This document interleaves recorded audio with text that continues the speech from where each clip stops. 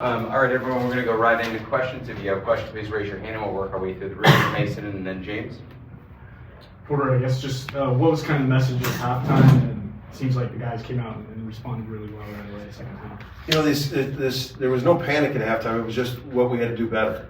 And, you know, we just weren't moving the ball. We were just like, I don't want to say heavy-legged. We looked tired. We looked like it was the fourth game in 7 days coming back from the Bahamas. And we just talked, man, that's not us. Like we got 20 minutes and we're going to have a day off, you know. And I felt that we moved the ball. We went downhill so much more. We had way more movement in the second. And what that does is it puts pressure on the defense. And I thought we got to the foul line that way. And you're standing around and not moving as much, and you're just trying to. So we were getting side to side, and going downhill. And I thought that was so much better. You know, defensively. You know, they were hard matchups. I mean, they were huge. And, you know, very, very, I said this earlier, I think Nathan George is one of the best passing point guards. He can really spray the ball. I think he had 5 assists. But, you know, they're just, if you switch, they're trying to pound you down there. But I really felt that we won the battle from the three-point line. You know, we had 10, they had 5, so we were plus 15 points from the three-point line. But our second half defense holding to 27, I think, was another key. James. Porter, in the first half, you got beat by 7 on the boards. You win the rebounding battle in the second half. How much of an influence did that have on the game? Yeah, it was one of the reasons why we won. We talked about it at halftime. We just talked about it, and just like, this is, you know, what happened against Louisville, and you know, we got to get inside position. You know, we got to. Sometimes Majerus used to tell me that. He goes, sometimes you tell a small guard, sometimes you might not get it, but you got to make damn sure that your guy doesn't get it. And that's with a great block out in his legs. And, you know, they were just crashing the glass on us. And, you know, I think, you know, I really felt, you know, Jalen had 11 rebounds. You know, I thought he was big. You know, Glenn had 4 big defensive rebounds. Sam had some big ones there. So, you know, to get some of those rebounds is going to be key for our defense, because you know, they had 27 in the second half, and I don't know how many they had second chance. It might have been 7, but you might be talking about under 20. You know, they have second chance points here? Second chance points. Yeah, I guess it wasn't. So. Go Bob and Jesse. Jeremiah has 16 of his 18 in the second half. He had to deal with the early foul trouble. How you navigated that, and then how he responded in the second half. Well, it's the second time in a row I told him that I was going to play him. And I think he came in and made a couple good plays. And just to stay involved. And I thought he handled it way better than Louisville. He's so much growth, and I mean, he was a key. He had some big plays for us. He had a really nice mid-range pull-up that he hit. He had one where I think it was around the 4-minute mark or somewhere, where they were up pressuring him, and next thing you know, we've been talking about it. Don't play with it if they're up that far into you. And he just drove by, and he was at the rim like in 2 seconds. But I thought he did a lot of good things. He was trying to get other guys involved. 3 assists, only 2 turnovers in the night. He had 2 steals. He had 5 rebounds. And you know, 18 points in 24 minutes. So great production. I thought he really grew from last time he was in foul trouble, and I thought he did really well. Porter, you just mentioned it there. Only 2 turnovers for Jeremiah, just 7 as a team. Just can you talk about maybe the ball security and just what went into that? It's just huge to be that disciplined with your ball security. We've been, you know, that's one of the reasons analytically we talked about with Duke and Kobe, is that they were efficient guys, and people are taking care of the ball. Man, it's been a mantra of ours that we want to win the turnover battle. You know, analytically, if you're losing, it's one of the most important stats in the game.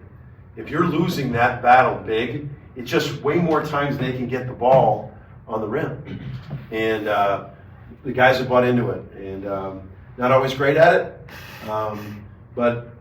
You know, we've been, I don't know what we're averaging for the year, but we haven't had those like 17 turnover nights that you see some of these teams out there. We've been really keeping it low, and we got to continue that. Porter, you guys told them to no field goals for 12 minutes at one point in the last 5 minutes. Just what did you see defensively? We were, it was a very tough game defensively, because they put you in different positions a lot. With you switch, we were changing up a lot. We were changing our ball screen coverages, then we'd switch. We were trying to keep them off balance because they were keeping us off balance, but they were trying to take the switch and hurt us inside. And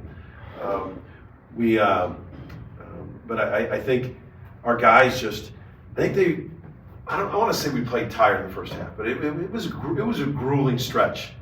You know, they always talk about that MTE hangover, you know, and that's usually when you take a week off. We didn't have time to hangover. We didn't have enough time to get a hangover because I was going to say something I probably glad I didn't say it on the media. I mean, we got back from Bahamas late Saturday. We got a delay. We didn't get back late Saturday, and we were in there all day Sunday, the coach, and then we had to bring the players back to put in the game plan, and we had to practice on Monday, and we played today. So it was, and it was grueling in Bahamas. So it was a little bit of, you know, and they weren't going to let themselves feel sorry for us, using an excuse. But looking back on it, I don't think we were very sharp in the first half. But we were fortunate enough to keep it, and it got up to like 9 or 10, and we battled back to only 4, to their credit. And then I thought they were just like, man, for 20 minutes, we're just going to let it all out. And talked about our movement on offense and having to defend and rebound. Porter, in the final minute there when Jalen checked out with like 48 seconds left, you guys had a pretty long embrace and saw he kind of let out some emotions there. What was that like for him to have this kind of performance against his former team? You know, that moment between him and I, but you could only imagine. It's just he really wanted to play well, and for him, more importantly than that, he wanted to win. You know, and you know, you're just happy for him. I mean, I remember him and I were texting each other the moment the ACC-SEC challenge came out, and just happy for him. I mean, and I think I'm happy for. He's also. I mean, more. He isn't talking about that. We were just talking about another win in the win column, another Power 5 team, another resume, hopefully, with that. But I thought for him, another great thing is he was great at what he was good at. He wasn't, like before, we've talked about mind right, game right with him, and it wasn't like he was shooting the leather off it, but he ended up with 15 and 11, all right? And he had a huge impact on the win, not shooting it great. That's growth from him, and his mind was always energetic. That's growth for players, man. There's a million ways to win games, and he impacted the game, and he shot 3 for 10. We'll go Byron in the second row. You're 8-0. It's still early, but you've come through some really good competition just here recently. Sometimes coaches kind of like they're looking for certain things, different teams. Anything you've learned about you guys this early on that you didn't know when the practices started that you? Yeah, like you don't know until you start getting tested how resilient you are.